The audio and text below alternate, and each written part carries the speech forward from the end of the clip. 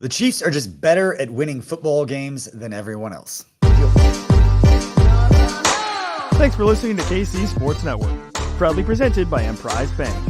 If you're thinking about starting a business or know someone who is, check out Emprise Bank's SBA loans. It's always good to know your options, and they can be your partner in possible.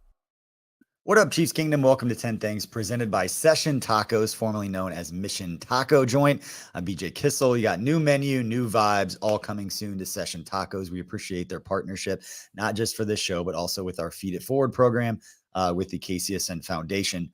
And talking about the Chiefs 17-10 victory over the LA Chargers yesterday in LA. There's a lot to talk about with this game. I think everybody's probably been doing the same thing, looking up receivers that might be available in the trade target. I know Andy Reid talked about it during his media availability, dropping a little hint of it helps if they know the offense. I think it said if they've been here and they know the offense, it could be good, something to that effect, and kind of goes along with anybody that's paid close enough attention to how the Chiefs offense works, in that you can't just plug and play somebody without it being kind of a packaged play kind of deal. We'll get into all that, but excited to share some stuff about the win.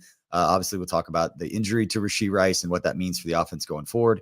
We actually got a pretty cool Brett Veach nugget, along with some more record-setting performances on both sides of the ball from that game yesterday. But we're going to start with the defense because that was the story in the game on Sunday. If this is the first time watching the show, if you're watching live, we appreciate it. Let us know in the comments how you feel or what your main takeaways or what your things to know coming off that game are for the game. Tucker's producing this thing, so he'll bring up your comments and he'll jump in here as well. But you're stuck with me for this show. We'll try to get through this thing together. But yeah, number one, we're going to start with the defense. It's the group that held the Chargers scoreless after the first quarter, forcing punts on 6 of the Chargers' final 8 drives, which also included a turnover on downs inside the red zone and a missed field goal. But for running back J.K. Dobbins, who came into Sunday's game ranked 3rd in the NFL in rushing yards, averaging a ridiculous 7.4 yards per carry, was held to just 2.3 yards per carry on Sunday against the Chiefs. Look, I know the first thing, if you're a Chargers fan watching this or a Chiefs fans, the first thing you're thinking of, yeah, they were banged up. They didn't have their 2 starting offensive tackles. Justin Herbert wasn't close to being 100%, so that's not really fair. So let's look at the rest of the season to add some more context to what the Chiefs defense has done so far. Against starting running backs through 4 games for the Chiefs defense, and we're talking Derrick Henry, Zach Moss, Bijan Robinson, and J.K. Dobbins, who together have combined to average 5.85 yards per carry this season whenever they were not playing the Chiefs. But against the Chiefs, again, 5.85 yards per carry in all non-Chiefs games. So there are 3 games for all those guys.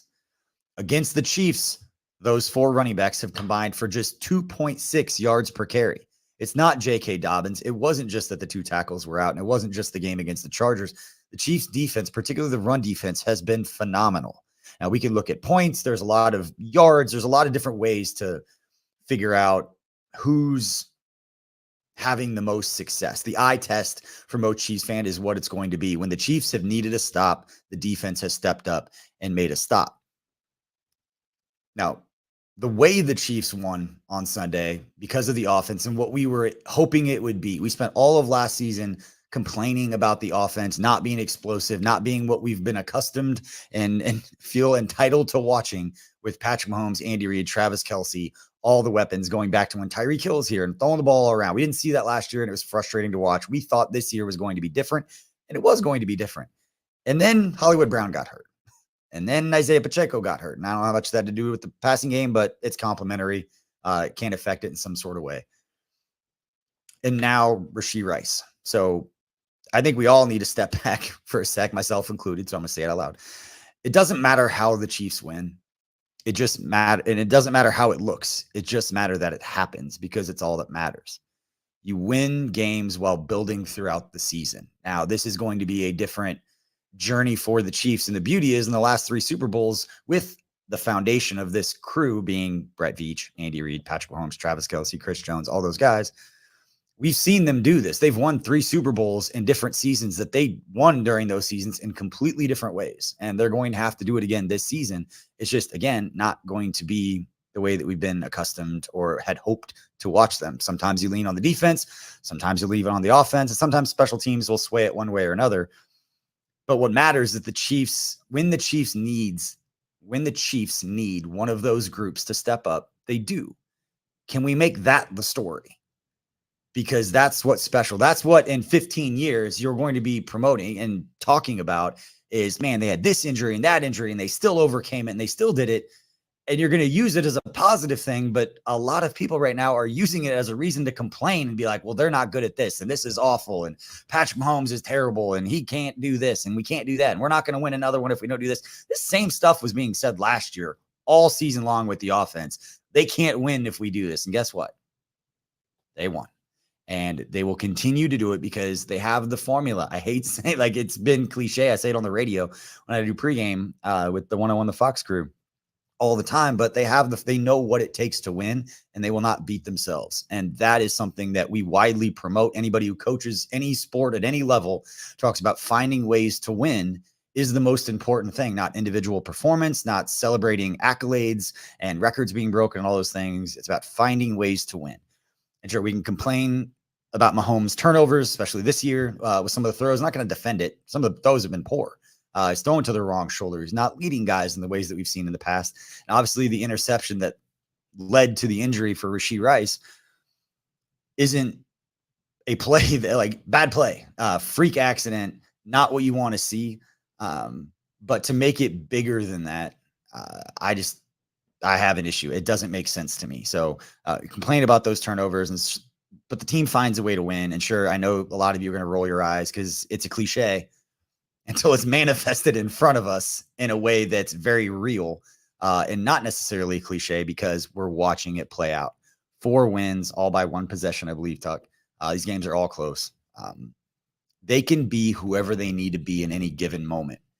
And it's special and it's powerful. And again, I hope most Chiefs fans, I think, understand that sometimes it's hard with social media to find those people because they're not the ones after games or after plays like that on social, tweeting through it or Xing through it, whatever we're going to call about that now. But it is very powerful to have a group of guys that can get it done when they need to. And that's special, Tuck. I see you nodding over there. Are you agreeing? Oh, yeah. I absolutely agree. And I wanted to add another stat to this, too. Please. In terms of just how good the defense has been. This is per our buddy Kent Swanson. He was working on this before the pregame show started. We were on there. We hop on about the 2-minute warning just to talk over like some of the stuff that we see during the games. And we were just talking about this defense because how could you not talk about this defense in this game? And it was the last here. See if I can find it. The Chiefs defense really stood on their head because obviously the Chiefs scored 17 unanswered points and everything like that. But it was the last 48 minutes and 53 seconds of the game the Chiefs did not allow a point. That's really impressive from a defensive unit. Just thanks, Harbaugh. In general, right? I mean, we're not kicking a field goal. Yeah, that was dumb. They did miss a field goal too, but the one inside the red, that was dumb. Take the lead. Yeah, absolutely. But I thought that was an interesting stat to add to just kind of the defensive dominance from that game. Yeah, no, for sure. And here's more about the defense. And speaking of powerful, that was my segue after that. It's very powerful. Yeah, it is. So, Chris Jones broke through into the backfield to sack Chargers quarterback Justin Herbert for a loss of 6 yards at the Chargers' 17-yard line to end a drive and force a punt. With less than 4 minutes to play in the fourth quarter, Jones again ended a drive after tallying his second sack of the day, giving the ball back to Kansas City offense. Jones finished his monstrous day with 4 tackles, 3 of which were solo, including 2 for loss, 2 sacks, and 3 quarterback pressures. Jones owns 78.5 career sacks now, tying Justin Houston for the 4th most sacks in franchise history since sacks became an official stat in 1982. Always got to add that clarifier. And he is just the 6th player in franchise history to record 50 or more sacks, and he already owns the franchise record for most sacks by a defensive tackle or nose tackle. With 1 more half sack, Jones will pass Houston for 4th place outright, and then he will be looking up at Neil Smith, which he would be about 8 sacks shy of passing Neil Smith, and then 11 sacks shy of passing Tom Ali, and about 3 seasons away from getting near Derek Thomas. 3 really good seasons away from getting near Derek Thomas, but looked it up on Pro Football Focus. Chris Jones currently has 19 quarterback pressures, which is the 2nd most in the NFL, behind only the Broncos' Zach Allen. And that's according to PFF, but tweeted about during the game last night. When the Chiefs need a play and Chris Jones needs to prove that he's the best player on the field, he does it. He is the defensive version right now of Patrick Mahomes, in that when it needs to happen late and you need to find a first down, he's going to make the play. And I find the one to me that just kind of settled me down, and it was, if I started to get a little nervous during that game, it was the throw to Kelsey across the middle towards the end, where it was just like you started to feel a little pressure. It was like a 20-yard dart. Like, that's what it's supposed to look like. Like they can just dial it up and come through when they need to. And Chris Jones is doing that for the defense. I know we're not talking about Patrick Mahomes, but that throw was like, oh, there it is. The vintage. It was the vintage Mahomes to Kelsey. But yeah, Chris Jones causing havoc even when he doesn't get sacks. He's causing havoc up front, and with mismatches and everything like that. His ability just to find a match and like, I'm going to go win right here is pretty impressive just as a defensive tackle in general, being able to have that versatility go inside, outside. I want to know, like, they'll never admit it, but you know, an offensive lineman, because he just like walks around, he's like, that guy, like what that feels like from an offensive lineman standpoint, and not to be the guy who gets chosen, because you know that suck. You're like, and they're alphas, so they're the baddest dudes on the planet. They're the highest on the food chain. An NFL player told me once he was walking by, it's like, we are the top of the food chain. And I was like, I want to tell you you're wrong, but you're not wrong. No. Like, big, strong, fast, all those things. But I lost my train of thought. What it's like being a dude who gets called out like that. Oh, yeah, to be the offensive line. I want to know what kind of relief you have if you're on the opposite side. Oh, yeah. You're just like, oh, whew.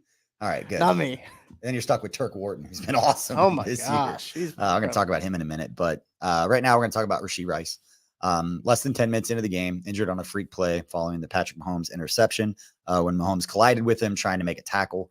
It's been widely reported yesterday, Sunday, that it's feared to be an ACL tear. By the time you listen, may have been confirmed, but Andy Reid, it's about, if he would have said non-functioning ACL, I would have been triggered back to the Justin Houston playoff scenario with the Patriots years ago, where he's like, his ACL wasn't torn, but they said it was a non-functioning ACL. Yep. So he wore a brace and it did not go well. But I don't know what to make of this. It's going to give hope to some people. It's a tourney. Like, I'm sorry. I am mentally preparing. He's done for the year. Yeah. They've got to figure something else out.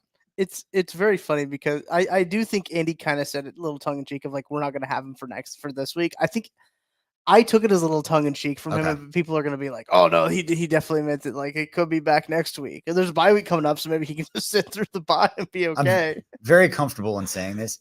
Andy Reid does not care if there's ambiguity with injuries, especially with this. He wants it. The people in the building, Rashee Rice, the people inside that building know. Is there a benefit outside of like public awareness?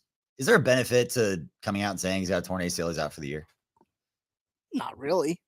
But I don't know how much. I mean, if they know he's not going to play this year, the Saints, or this week, the Saints know he's not going to prepare. It's not like the team next week is advanced scouting, wondering if Rashee's going to play. But I'd be very surprised it's going to have play. But this is tough for a lot of different reasons. And you knew it was bad when Andy Reid told Tracy Wolfson it's not good. Yeah, he does not drop hints like that. So when Andy Reid says something that's somewhat definitive or gives you some sort of insight, you can take that to the bank. Like, that's pretty. Yeah, that means it's bad. But man, Rashee Rice is going to have an all-pro season. This was his season. Yeah. And that's what was taken away. It was an all-pro season, a breakout season for a young player.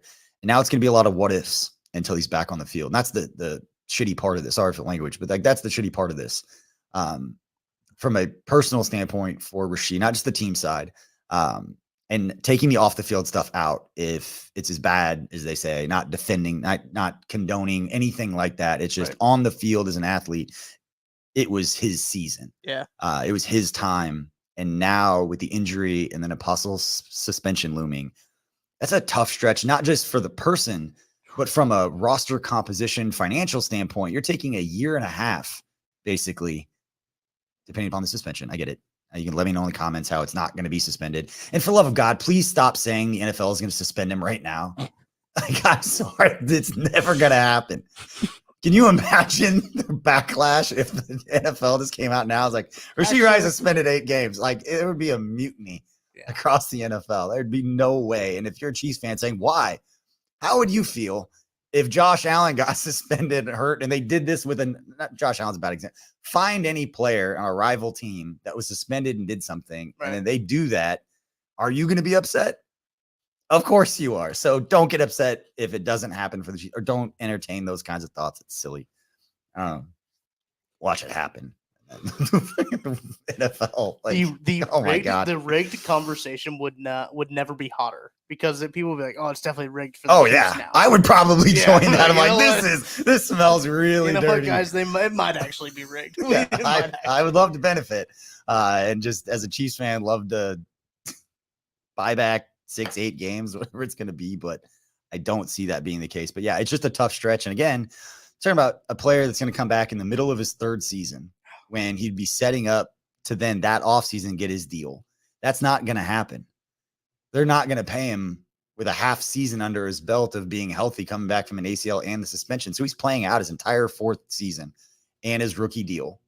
Obviously, a lot can change, and I get it, but just like looking into the future, he's going to have to prove it on his fourth year. And if he goes out and proves it and has that big season, then he's a franchise, and then he has more leverage. Like, it changes how this trajectory of what his career could have looked like for multiple reasons. But yeah, and the other part of this and that play is the Patrick Mahomes stuff, and the Patrick Mahomes part of it, because that's what a lot of people on social were talking about. And again, not going to pretend Mahomes has been awesome. If you've watched any of the last two videos that I've done, watching the All 22, I'll have that out tomorrow on the KCSN YouTube channel. It's not really a breakdown, but just kind of watching a lot of the throws that he's missing, some throws that he had hit in the past. And again, we're holding him to a different standard because I see him as the greatest football player to ever live, and we're just kind of watching his career play out in real time. With that kind of always said, is that not going to make excuses, but I'm not going to doubt his ability to get it done.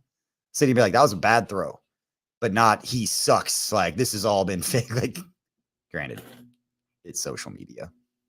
Right, I always have to remind myself that that is not an accurate representation of the world. Just not. I have can I add a Rashee Rice nugget? Yes. Last week I'd actually tweeted this out. This is our friend Craig Stout actually sent me this stat, and he said, you can tweet this out. And I said, okay, thank you, Craig. Rashee Rice, after last week, was currently on pace to break the Chiefs' single season mark for receiving yards. Yep. But that was in a 16-game season where he sits against Denver in week 18. So, like, if he would have sat week 18 against Denver, he still was on pace to beat it. And that kind of would have put up to bed a lot of the, the receiving yards, because like, oh, that happened in a 16-game season. He's playing 17 games now, but he was on pace to beat that. Interesting. Well, the narrative and the conversation now has turned into, what are the Chiefs going to do offensively without their two top wide receiver options? And besides my guy, Justin Watson, who did it again, Tucker, I talked about this last week, talked about it on the breakdown. All of what Justin Watson does is catch second half, key third down plays. I love him. Love him in that role. Don't know if I'd want him getting 10 targets a game. But trades. So everybody wants to talk about. Yep. I'm glad Andy Reid made the comment today, because again, I said it off top of the show.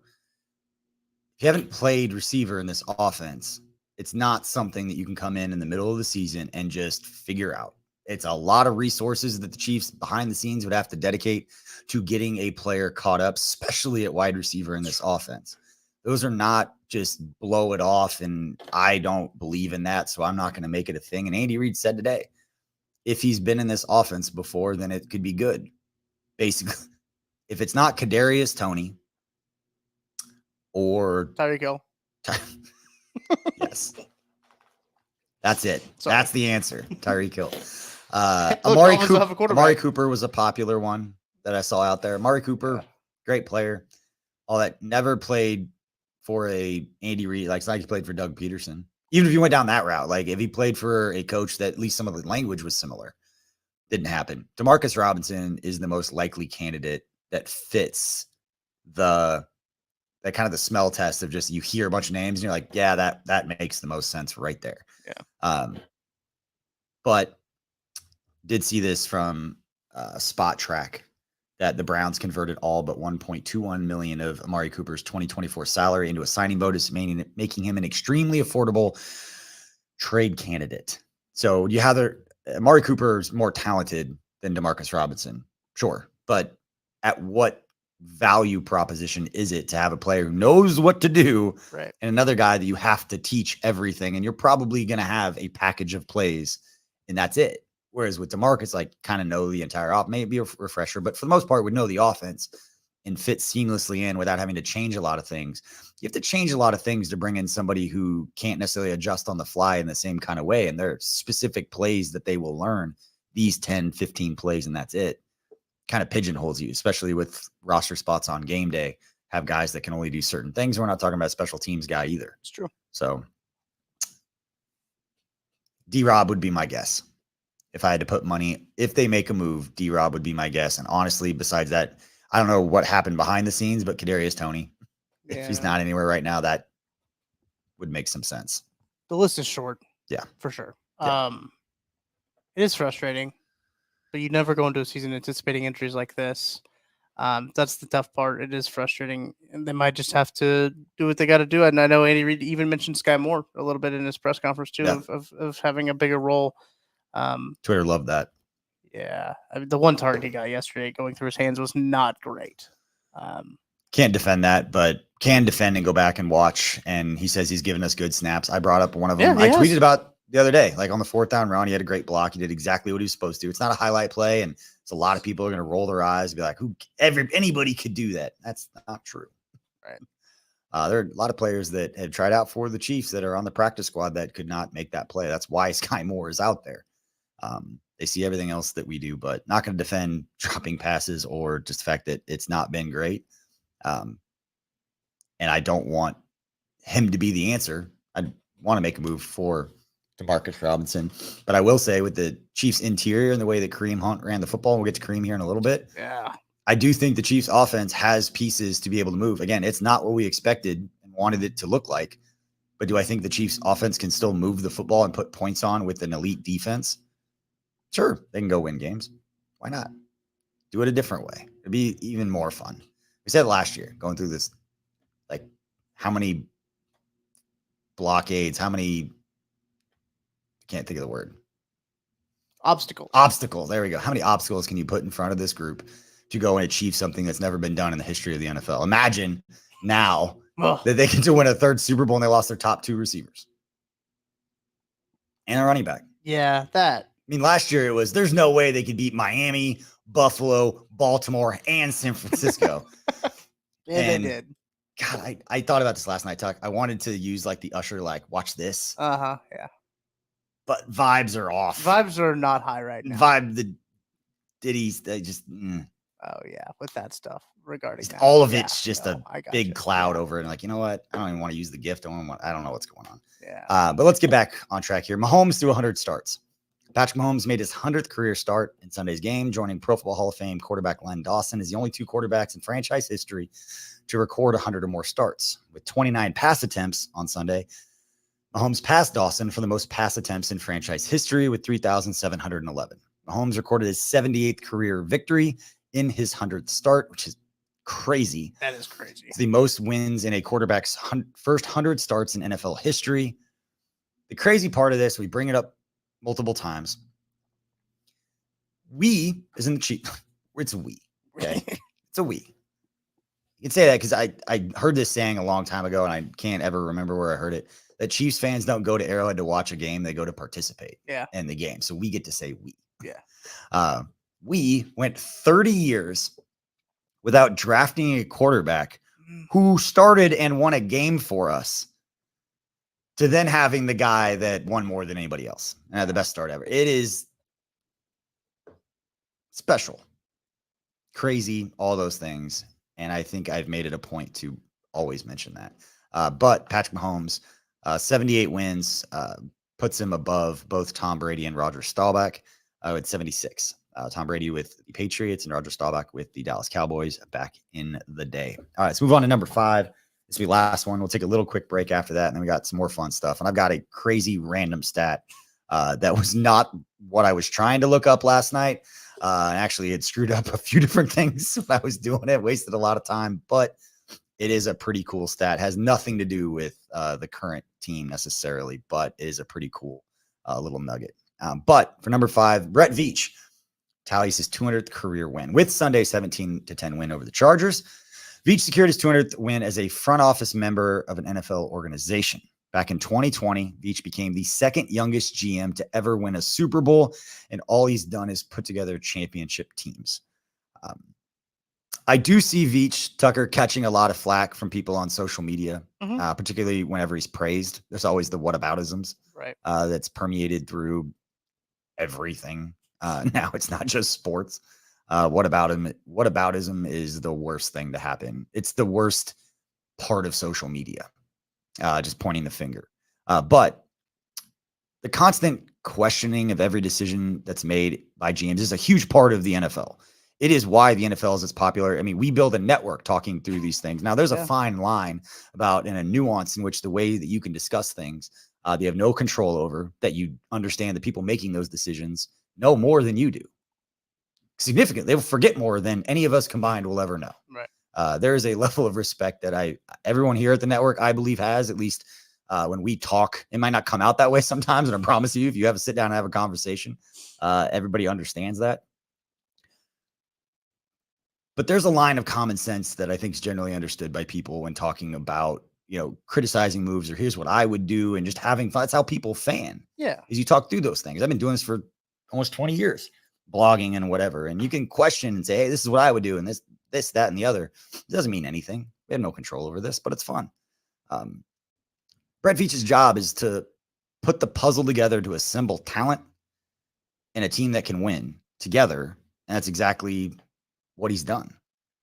It doesn't matter if he took a player that didn't work out, or he gave a big contract to Juwan Taylor that people can pick apart, or he gave a big contract to Frank Clark and traded for him and people can criticize. And that still pisses me off because Frank Clark, put some respect on that man's name, as second most sacks in postseason history in the NFL. Yep. I think he closed out every game in the postseason the first Super Bowl with a sack. In the last 5 minutes of the game, he had a sack in the last 5 minutes of every postseason game that year. It's exactly what he gave him the money for. I'll always defend Frank. But Brett Veach has done nothing but help build championship teams. And it might not be the way that we never question and everything works out perfectly throughout the entire season and no move is ever questioned, but that's just not the world we live in. They could go undefeated and people would be complaining throughout the entire way. I just said that we're 4-0 and people are complaining about everything. There you go. But we're going to take a break right now. When we come back, I have a completely random bonkers John Dorsey stat for you. While I was looking up for stuff on Veach, I ran into a John Dorsey draft stat that you guys need to hear. We'll be right back after this. We appreciate you supporting KC Sports Network by listening to our podcast. You have helped us become the highest ranked Chiefs podcast network in 2022 and 2023. And don't forget about our daily Substack newsletter, the best written analysis you can find on the Chiefs straight to your inbox every day. kcsn.substack.com. You know when you discover a new binge-worthy show or a song that you bump on repeat and you have to share it with your friends so they can experience just how awesome it is? That's kind of what it feels like when you discover Mint Mobile offers premium wireless for $15 a month when you purchase a 3-month plan. That's such an awesome deal. There's no way you can keep it to yourself. Friends don't let friends overpay for wireless. Say bye-bye to your overpriced wireless plan and switch to Mint Mobile. To get this new customer offer and your new 3-month premium wireless plan for just $15 a month, go to mintmobile.com/KCSN10. That's mintmobile.com/KCSN10. Cut your wireless bill to $15 a month at mintmobile.com/KCSN10.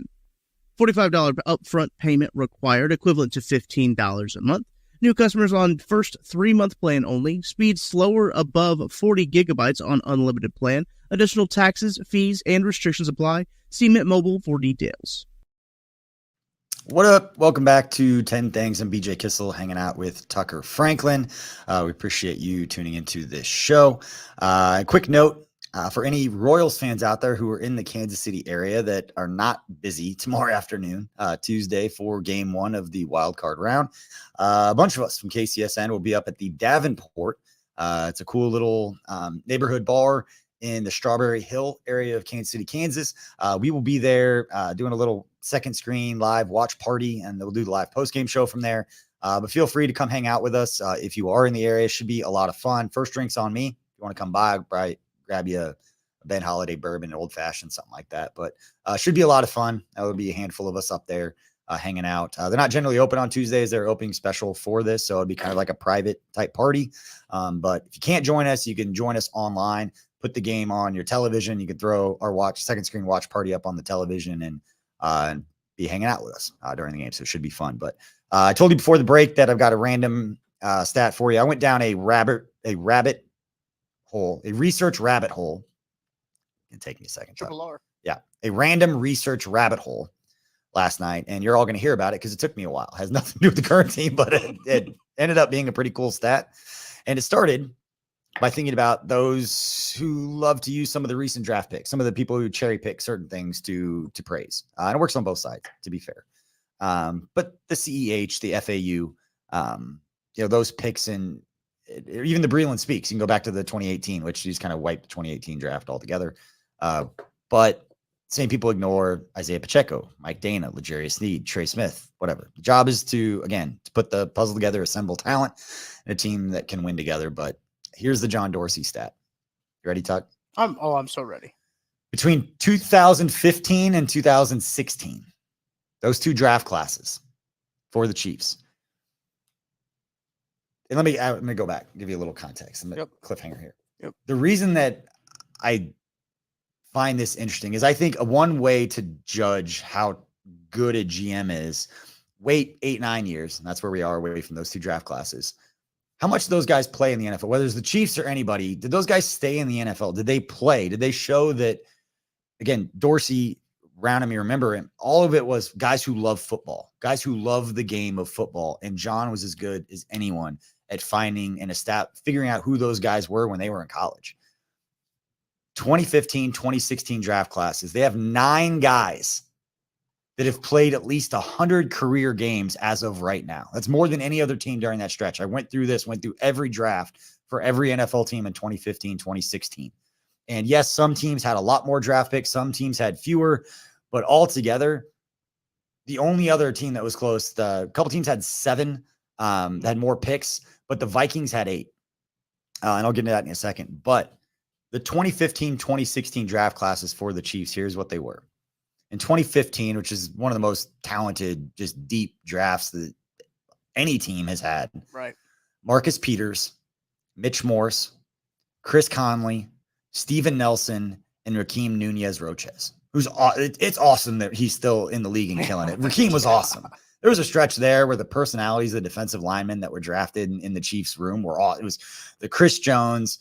It went from like Jay Howard and Alan Bailey and Dontari Poe, who were very quiet guys. They didn't speak a lot. They just had natural kind of intrinsic personalities, to Chris Jones, Colin Saunders, Rakeem Nunez-Roches, who were just Nacho, who were just like the most fun, outgoing, gregarious personalities. It was an awesome group to watch. But that 2015 class, crazy. 2016 class, Chris Jones, Eric Murray, Demarcus Robinson, and Tyreek Hill. That's pretty impressive to be able to have 9 guys from 2 different draft classes play at least 100 career games. Now, the Vikings were second. They had 8 guys that played at least 100 career games. And with those, and they had 1 All-Pro altogether, the Vikings. Oh, well, okay. 9 Pro Bowl nominations across 3 different players. That was Stephon Diggs, Daniil Hunter, and Eric Kendricks. Yeah. That was all from the 2015 draft. So I believe it was Stephon Diggs had the first team All-Pro, and then the Pro Bowl nominations split between Hunter, Eric Kendricks, and Diggs. That same stretch for the Chiefs, 9 All-Pro, 18 Pro Bowl from 5 different players, which Marcus Peters, Chris Jones, Tyreek Hill, Mitch Morse had a Pro Bowl, and then it was the linebacker DJ Alexander had one that wasn't on here, hasn't played 100 games, but did have a Pro Bowl nomination as a special teams player one of those years. And that Rameek Wilson was another one that played a ton of snaps. I don't think he hit 100 career games, but it was another part of that 2015 draft class. I remember when I was at the Chiefs doing all of the rookie snap count numbers. Yeah. And John, I actually showed it to John. I remember showing it to John, and I had this like giant spreadsheet. Actually, Kiana Martin helped me put it together. She's interning at the Chiefs. highlight going through manually and putting all these snap counts together. But yeah, it's kind of what the 2022 draft class for the Chiefs could end up looking like in 2 years. Oh yeah, because those guys are all playing, and they've all, like, I think 7 of them have already played like 35 games out of just a couple of years. So very impressive.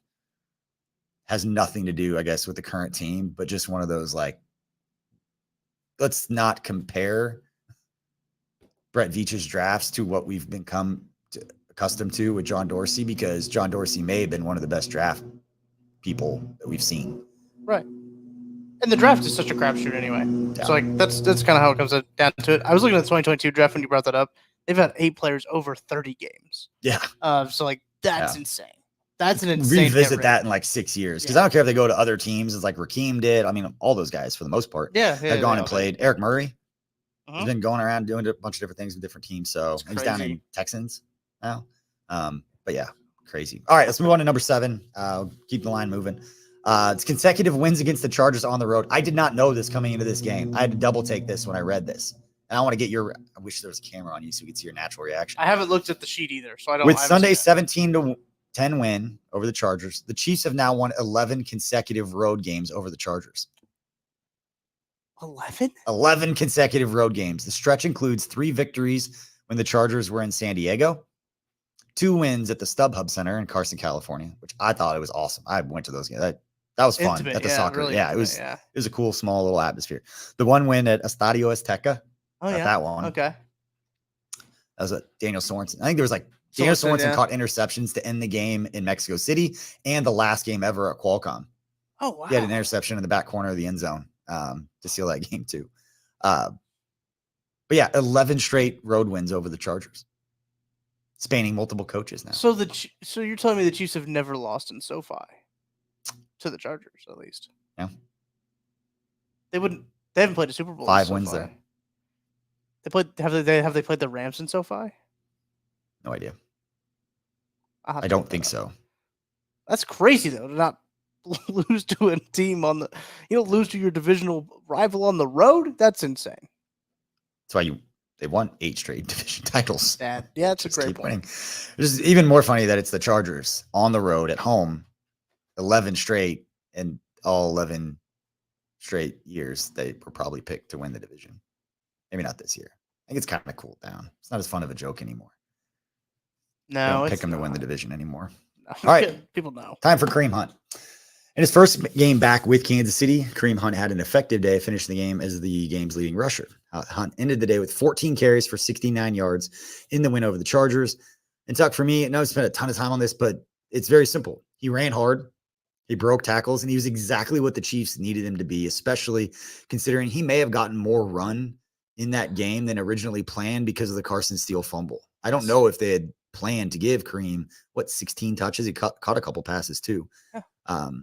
He was given his opportunity, he ran with it. The Chiefs' interior offensive line, mentioned it earlier, they're good enough to move bodies late in games. Joe Thuney, Creed Humphrey, and Trey Smith will move dudes. And if Kareem Hunt can run downhill the way he did and protect the football, the Chiefs' offense can function and move the ball. Again, it's not going to be what we expected it to be. But that was my takeaway. Kareem Hunt, do I think he looks as explosive as he did back in 2017?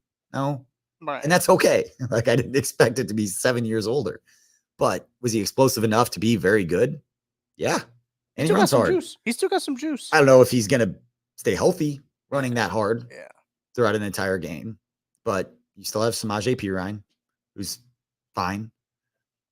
And Carson Steele, who needs to sit for a few games.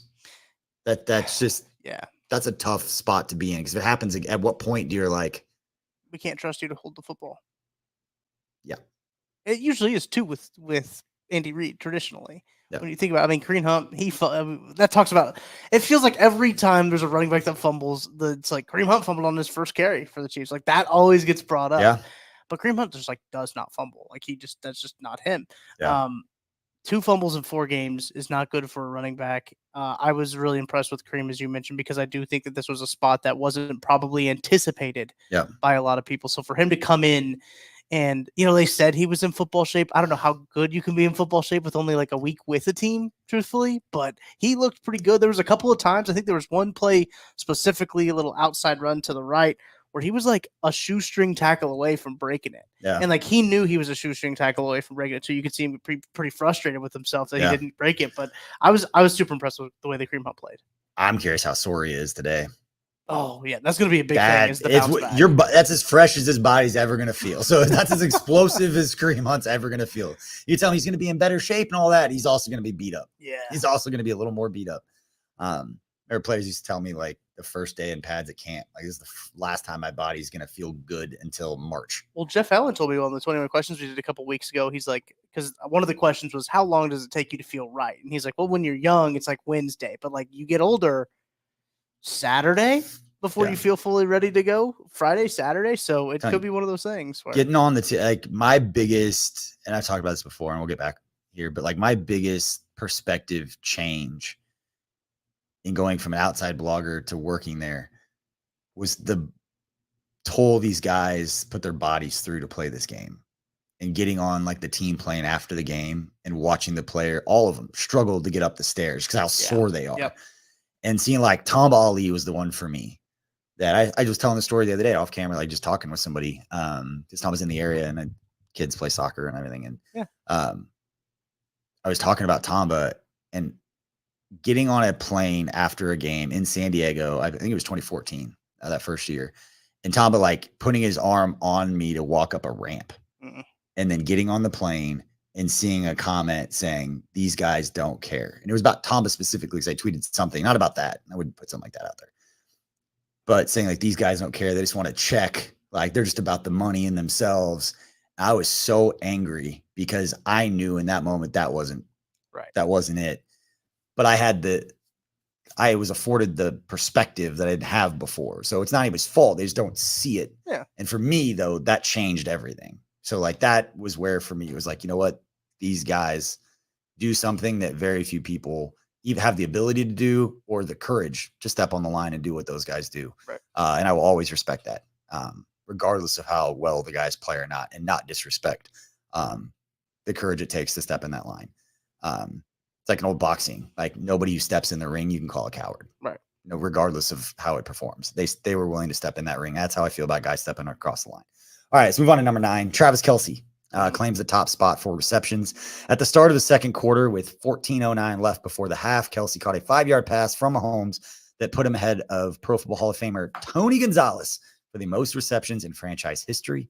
Kelce now owns 922 career receptions, ranking first by a tight end and by any pass catcher in club history. He's the fastest tight end in league history to reach both the 800 and 900 reception mark. With just 4 games played and the 12th season of his career, Kelce already ranks second for most receptions in a tight end's first 12 seasons. Despite missing his entire rookie season due to injury, he trails Jason Witten by 21 receptions and passed Tony Gonzalez with his 7 receptions in Sunday's 17-10 win over the Chargers. We're going to spend a ton of time on this one, Tuck, because we had joked about it last week that Kelce was going to have one big game. And it was like, oh, he dedicated himself. Like, oh, now he's locked in. Like, no, it's Travis Kelce. He also plays really good against the Chargers in that stadium too. Yeah. He's had some really good games there. Wasn't a surprise. No. It's Travis Kelce. It's Travis Kelce. Yeah. Right, let's go. Let's move on. Xavier Worthy. On his first reception of the game, Xavier Worthy broke loose and caught a 54-yard touchdown pass from Mahomes to give the Chiefs the first score of the day with 4:14 left in the second quarter. Worthy now has 2 touchdowns on the season and finished his day with 3 catches for 73 yards and a tutty. Per Next Gen Stats, Mahomes' pass to Worthy traveled 62.2 yards in the air, Mahomes' longest completion by air distance of his career. Huh. Xavier Worthy did something that Tyreek Hill never did. He caught a pass over 62 yards in the air for a touchdown from Patrick Mahomes. And Worthy reached a top speed of 21.46 miles per hour, third fastest play by any ball carrier in the NFL this season. That played it a whole lot for this Chiefs game. It did a lot for the mental psyche of Chiefs fans. It did a lot, and it was one of the things where that was a very well thrown ball by Patrick Mahomes too. And that was vintage Patrick Mahomes, the deep ball coming back. That's what we wanted to see. And just for Xavier Worthy to get a little loose too, like that was awesome to see. And it was really cool. I think it was after halftime. It was like a quarter later in the game, but Tony Romo broke it down and showed the safety worrying about Travis Kelce. Yeah. That's the reason that he wasn't helping over the top and Worthy just ran past him. that is another perfect example of the attention that Travis Kelce is getting. Yep. And it works. And they make plays, and it's great. That was the, F it. Tyreek's down there somewhere. Now Xavier Worthy has his F it. He's down there somewhere. Down there somewhere. Although, did you see Josh Allen do the same thing against the Ravens? It almost looked exactly like the play. Yeah. If he just would have been like cutting across, being chased by Eric Weddle, it would have been the same play. If anybody watched the Bills game, Josh Allen had one of those plays that Patrick Mahomes had against the Ravens where he's running just about out of bounds, like within half a yard of stepping out of bounds, like right along the sideline, just chucks it deep. And Josh Allen had one of those to Khalil Shakir. Yeah, I think it was for a big play. What didn't end up as a touchdown, neither did the other one, but I did think it was funny that it was the Ravens for both. What I think is more impressive, the Xavier Worthy play that was more impressive, was the third down to ice it. He's running across a route there, which I think Kent pointed out in the postgame show, which is very similar to the play that they ran against the Falcons that got messed up. It seemed like it might be in the same family, not the same exact play, but like the same family. They run that play a lot. It's the man beater play they have. Yeah. If they call that against man, great. If they call it against zone, they all better stop running across the field. Yeah. And for him to get that play, that ball, that throw, that catch, that run, that be able to stay in bounds right there, I think was really big to see from Xavier Worthy. And also to have no timeout. Clock management failure by the Chargers to challenge a play that was clearly a catch. And then to have no timeouts before the 2-minute warning was an interesting choice by Jim Harbaugh and his staff. Yeah. Yes. I did not understand that. Yeah. Clock management was not very good by the Chargers. No. Even the timeout at halftime. Right. Yeah. And then they challenged the play that was clearly a catch. Yes. And that's somebody in the booth. Like that's some assistant coach or quality control. It could be a scout. The Chiefs used to put scouts up there. I think it was Ryan Poles for a while. He used to sit up there and be like, nope, challenge it. But yeah. All right. So couple more nuggets, and then we'll wrap up this show. Let us know in the comments if we missed anything, any other talking points you want us to hit. We appreciate everybody for hanging out live. Hit that like and subscribe. If you're watching on YouTube, this is the first time joining us, please hit that subscribe button and turn on notifications. We've got plenty of live shows, plenty of content here at KCSN all throughout the week, couple shows, couple videos daily. But one nugget I don't think I brought up earlier, Demarcus Robinson, his contract situation, he signed a 1-year, $4 million deal with the Rams. I don't have the current numbers in front of me, but generally the Chiefs keep between $4 and $6 million in salary cap space available during the season to be able to make moves like this. Also for incentives, if players hit those go against the salary cap. So they've got to have a little wiggle room there. But doesn't look like his contract would be a hindrance in any kind of way. Do think there needs to be some context. And I Demarcus Robinson fan personally, and just as a player, I think he'd be a good fit because he knows the offense. He's a slasher and he knows where to be for Patrick Mahomes as well as anybody else. I think he would have more of an impact even than some more talented players, just because he does have some familiarity with the offense. But some context, Demarcus Robinson, he's never had 500 yards receiving in a season in his career. So this is not replacing Rashee Rice or replacing Hollywood Brown. This is giving another weapon who knows where to be at the right time and just spread the wealth. I don't think the Chiefs are going to have anybody that's going to light it up at this point. Xavier Worthy is going to make his big plays, but this is going to be a collective group. And this is me, Patrick Mahomes, reading defenses and throwing the ball to the guys who's open. And sometimes if that's Sky Moore, he's going to throw the ball because that's what the defense dictates that he throws the football based on the coverage and who's open. I think that's important context for people to watch too. You're not just going to force it to one guy because you want to throw him the ball. You don't want to throw the ball to Sky. Otherwise, why is he out there? No point to be out there if you're not going to throw him the football. Right. So. Looking at some cap tables here, as you mentioned, the cap space available for the Chiefs. Over the cap says the Chiefs have about 4.9, and said between 4 and 6. Yeah, and the Spot Track has them at about 4.6. So whichever one you want to go with, these are obviously both of these sites are estimations to the best guesses of what's information that's publicly available. But yeah, between 4 and 6, I think is a good shot there. They could have more, they could have less. We don't know for an absolute fact. Yep. All right. Well, we appreciate everybody for hanging out on this show. Again, please hit that like and subscribe if you're watching on YouTube, or if you're listening to the audio. We appreciate you spending part of your day with us. For Tucker Franklin, I'm BJ Kissel. Appreciate watching 10 Things or listening to 10 Things. Again, we'll have plenty of content getting ready for Chiefs and Saints. A lot of familiar faces down there. You got Tyron, got Colin. I think Dan still might be down there. Maybe he's not. Who? Dan Sorensen? Yeah. Tano Passanio still down there? I think so. Is he really? We'll figure that out. Yeah, I think Emmanuel Agba might be there too. Like it is like that's gonna be a fun Monday. They're gonna have all kinds of fun content, fancy graphics and shiny things to watch on the broadcast. But appreciate everybody. We'll catch you next time.